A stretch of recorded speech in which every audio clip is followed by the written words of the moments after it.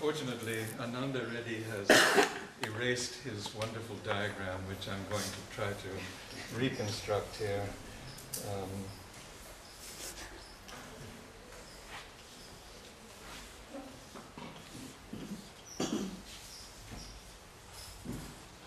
So he said that this is Satchidananda, and it is reachable in the physical, vital, and mental. And then this range in Sri Aurobindo's psychology gets diversified somewhat towards the supermind.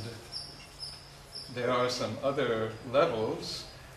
For example, higher mind and the higher mind intuition and the overmind intuition and so on. My opinion is that we have not yet this morning discussed the philosophical approach. All that we have heard so far is the psychological approach. I think that Matthias and Ananda have both drawn diagrams of Sri Aurobindo's psychology. But from both of them, there's an assumption and there's a conclusion that is reached through this schematic, that knowledge is a way of apprehending the world in all of its aspects. And the conclusion that philosophy tends to reach, whether we start with Plato and Aristotle or with the medieval and early modern thinkers, or Vedanta or Tantra, we reach this conclusion.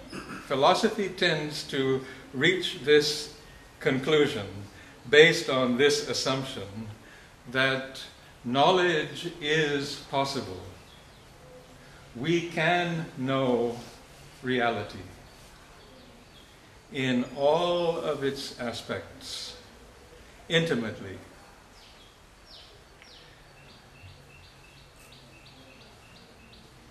Knowledge implies that there is an object which is known.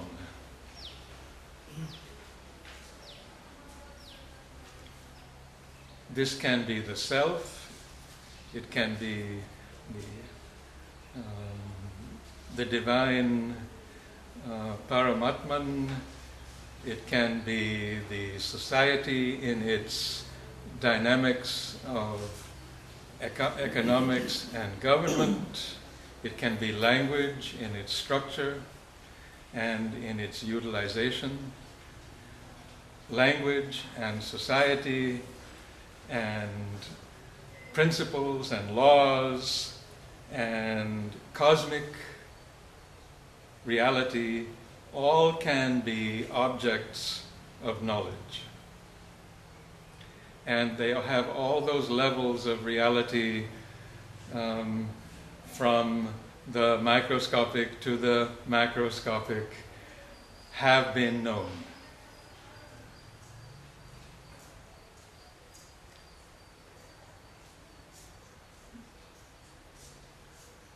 The question of an integral knowledge, of an integral reality,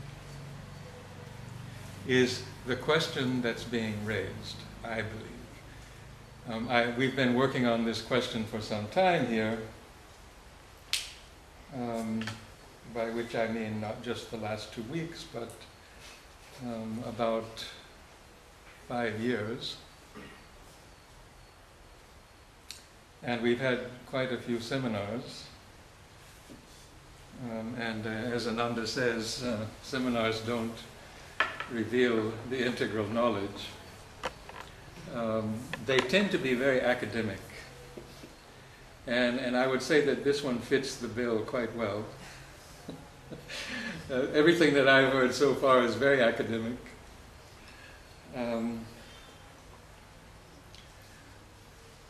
But it seems to me that the question of an integral approach to knowledge has as its aim the knowledge of an integral reality. And it's not really just a methodology that we need. As Matthias said, we need a methodology and we need a practice. And if we don't know that by now, then no amount of seminars are going to convince us of that. And the culmination of the yoga of Sri Aurobindo and the Mother has in fact been to establish the ground of a methodology and a practice. And this was not done in a particularly academic manner. There was definitely an academic dimension in Sri Aurobindo's writings with his disciples who were asking various kinds of questions. But even Sri Aurobindo's writing as such, his own writing, is not particularly academic. He doesn't make references to his sources.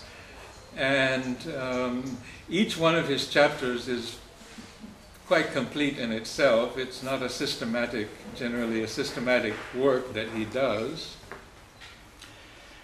And most interesting is that he's using language in a way which is not academic at all.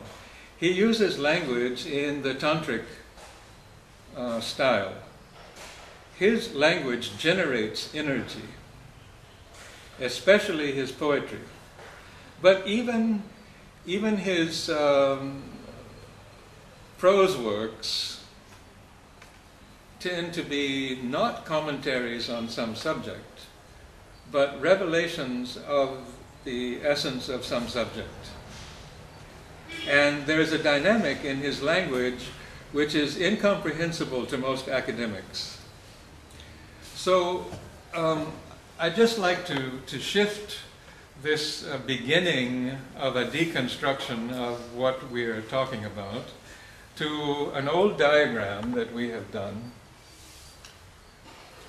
which shows that there are 6 fundamental approaches to knowledge based upon the Vedic concept of our faculties. And I'm not going to go into that. That's Vladimir's domain. But I just want to suggest, for the sake of our getting us all on the same page, that there is a way of understanding that is fundamentally based upon the faculty of speech. But this doesn't mean what we learn in the first grade. It also doesn't mean the structure of Sanskrit. It's more like the ability of the human being to convey reality through spoken symbolic forms, through an energy of expression that enables you to know what I'm saying when I say that there is more to language than its structure, that there is an allegoric function which conveys meaning, and there is also the possibility of a direct transmission of higher planes of consciousness through a kind of tantric mantra which has the intention of bringing to us a vibrational comportment towards reality that is different from the abstract and academic comportment to reality, and different from the vital, physical, practical comportment towards reality. There is a kind of language that helps us in that domain, and there's a kind of language which helps us understand theories and principles, and there's another kind of language which opens us to other realms of experience, which is yogic language. And many religions have tapped that source, that resource. Then there's a human level of functioning that Sri Aurobindo identifies primarily as the aesthetic, above the rational mind, which is capable of music and mathematics and architectonics. The creative realm of music is above the rational mind. The rational mind is capable of philosophy and law and principle and theory. But if you do as Sri Aurobindo has done, if you combine language, the highest level of speech, and the architectonic of meaning, and the principles of mind with the pranic movement of energy from a lower to a higher realm, you get in this domain of the circle an integral approach to knowledge.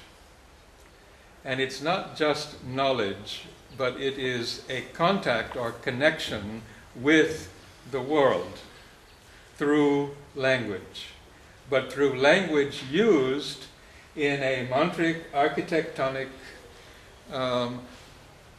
highly inspired, intuitive formality, and with an energy which has an intention in it to bring you out of your limited domain of daily experience into a vaster understanding of all the planes of yourself, which are connected to all the planes of the world. Then, with that kind of knowledge, there is a realm that we function in all of the time called the social, our life world, which is governed by ethics and laws and self-interest and deception and greed and so on. This vital social world that we are naturally a part of, which we try to govern from these higher levels, that world we get to know in a different way. Sri Aurobindo got to know a lot about that world by being put in prison, and all the activity that led up to him being put in prison. There's a reality of human necessity that entails relationships on a broad scale with other human beings. And in the world today, our governments are trying hard to deal with the fact that the human species has overshot its rational limits, and it has overshot its vital limits, and it is headed towards various kinds of catastrophe. And this is known. It's known by spiritual people and by philosophical people and by artistic people and by economists and ecologists, and yet the human being resists control and regulation on that level of its existence. It has always resisted. But historically, there have been periods of times, for example, in late medieval times, when law became popular. The church was able to impose law to a certain extent, and then as economies developed, people agreed more or less on contracts that helped to control some of those vital urges which the pre-medieval time we did not attempt to control very much at all. And one of the fundamental modern approach, which is the scientific approach here, the anam, the thing we've been hearing most about during the last week, actually, the scientific approach, which tries to reduce everything to principles of light and sound and perception. This comes straight out of 17th century thinking, which is reductionist and empiricist and skeptic thinking. So some of our scientists, fortunately, are being brought by the limits of this kind of thinking. They're being brought to the edge of this kind of thinking, which many people have already completed. But scientists are beginning to move up to the edge of the necessity of the higher mental grasp, the intuitive, the direct connection, the analogizesthai and the sunlogizesthai. What we're doing here is known in Greek as analogizesthai and sunlogizesthai, which means we're gathering a lot of things and putting them together.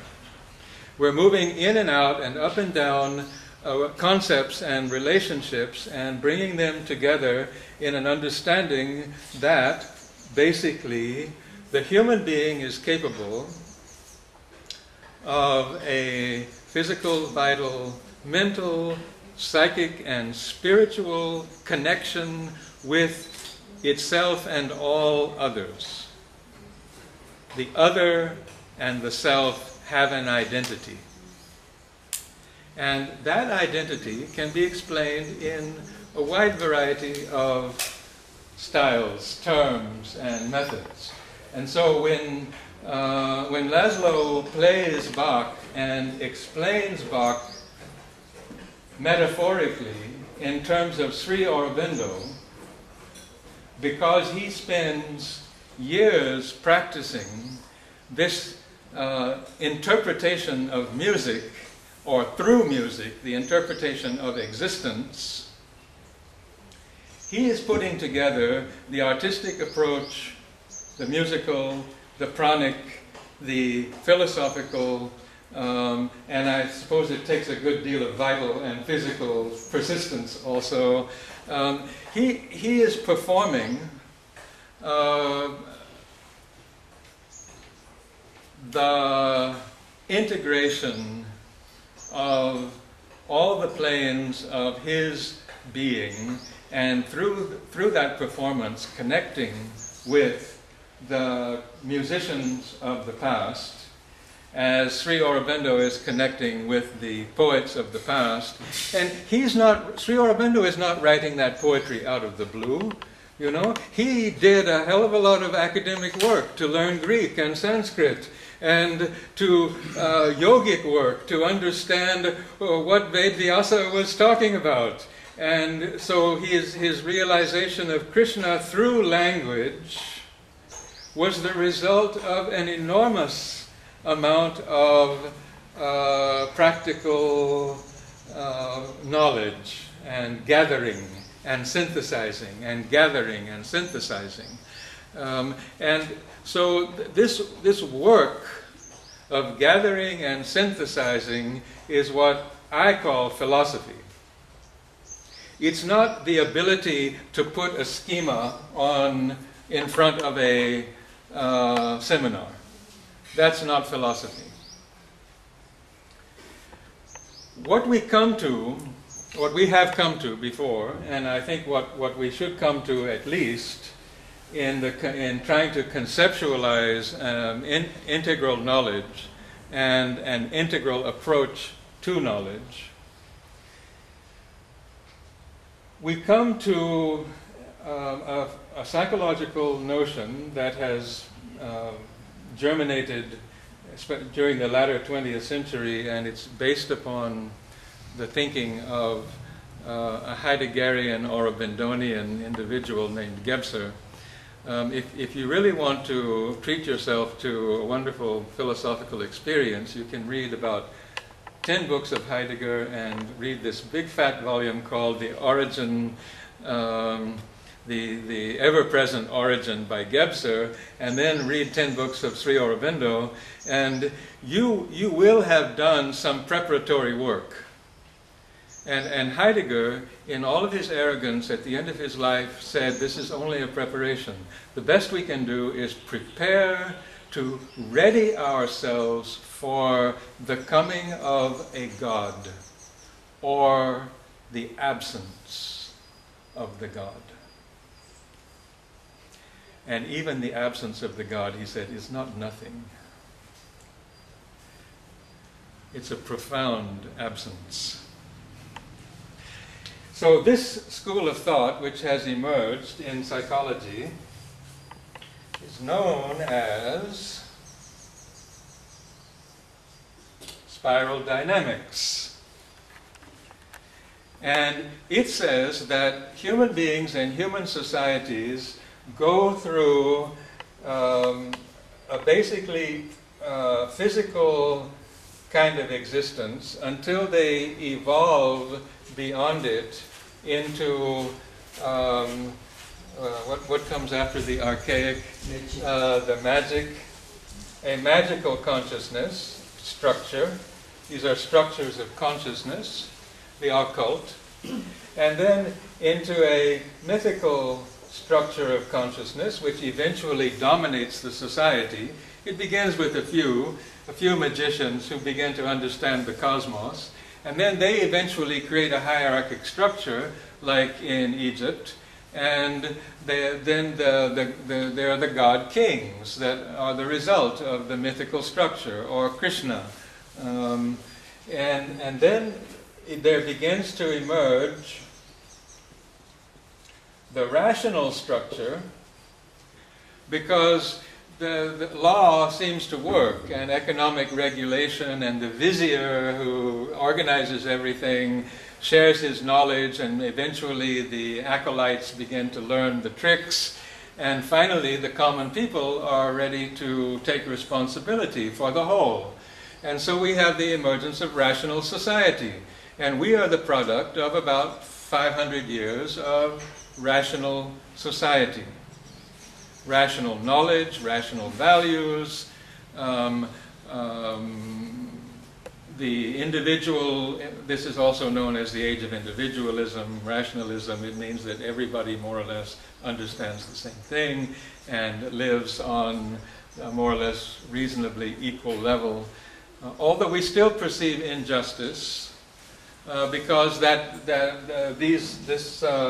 vital habit is very strongly ingrained in the evolutionary substance that we are made of, and so it wants to still take more than its share and make sure that everything works out for its benefit and not the benefit of the whole. But the rational tells it more and more persuasively that it needs to work out for the benefit of the whole, because philosophy tells it that actually the whole is the truth and it's not the part, and the parts really don't have very much meaning except insofar as they are parts of a whole. And that whole is an idea that we get from architectonic, the higher expressive approach, the idea of the whole, which philosophy, these people on this plane share this conception of Plato and Plotinus and Sri Aurobindo, that there is an architectonic whole that is really determining everything below, unbeknownst to all of that which is below. And so then there's an urge to rise up to this, in some of my writing I have said that that there's possibly an integral higher mind and an integral inspired mind, and what spiral dynamics has said, this school of psychology that Ken Wilber has recently capitalized upon, because that's his special forte, is the idea that the integral structure is emerging, thanks to Jean Gebser. The understanding is beginning to occur to psychologists and philosophers and economists and artists, all of whom can function on a slightly higher plane of understanding. It's beginning to occur to a lot of people that an integral structure is emerging from the rational structure. And that integral structure is an evolutionary stage that human beings will inevitably go through, just as human beings have all, in every society, inevitably gone through all of the other stages. And this integral structure of consciousness is characterized not only by knowledge, it's characterized by energy. It's an energy of effectivity and harmony combined. It's an energy of clear insight and the ability to organize the correct means to an end. It doesn't say, I believe, that any means are justified by the end.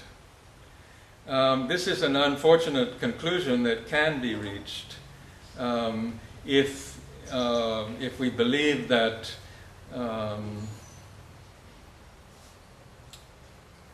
that the end justifies the means.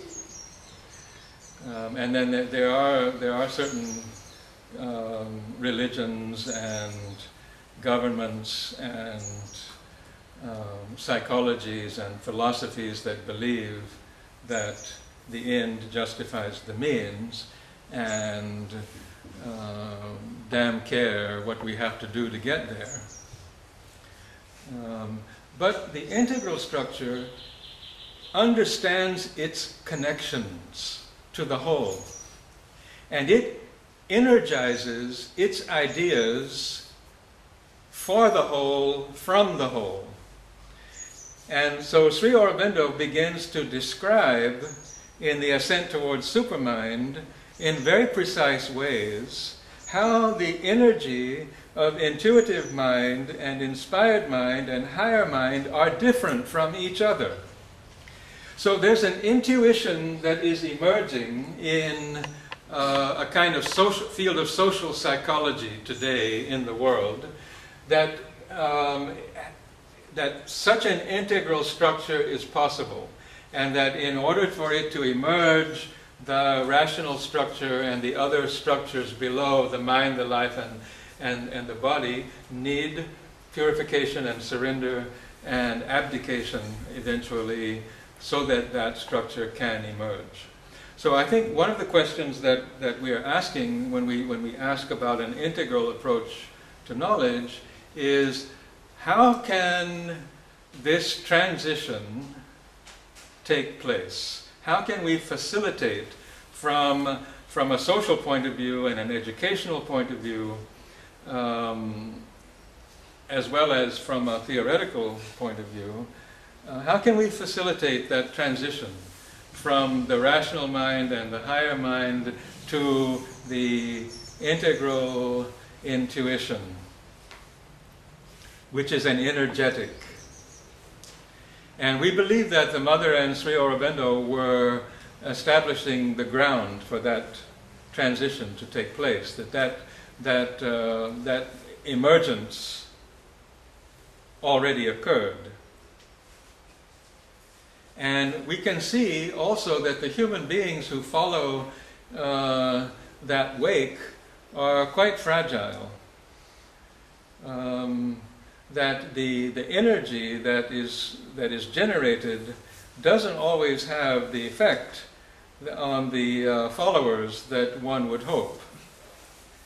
And so we see the society, this realm, you know, this very obscure realm, and not to mention this even more obscure realm that the mother was taking on, but this social realm is very resistant to the descending principle. It always has been, and perhaps it always will be, but we hope that it can be transformed. And so then when we ask this question, we're also asking about how do we access an integral knowledge and an integral energy that helps to transform the social, vital, energetic. And this is something that, you know, religion in the past has tried with various practices and ethics and various kinds of social behavior to enable that kind of a transformation, but it hasn't worked very well. It has worked in some way. And as Sri Aurobindo says, it's, those levels of development have actually helped humanity a lot to progress.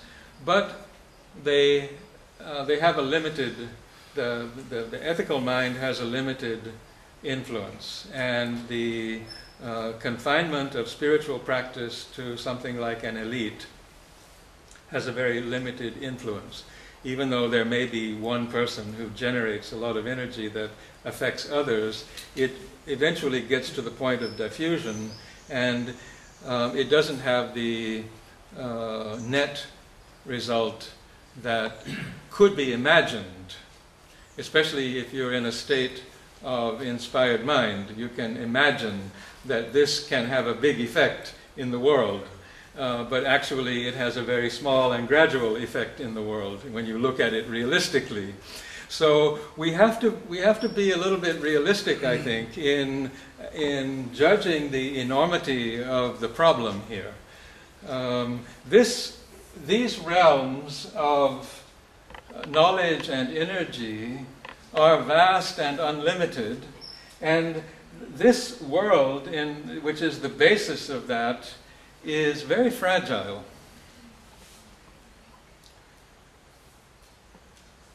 As Heidegger says, it's necessary to take care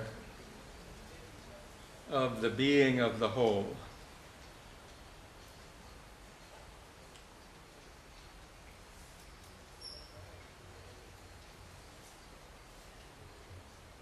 But to be taken care of by the being of the whole. Yeah. And this, he says, cannot be done really by the human being alone.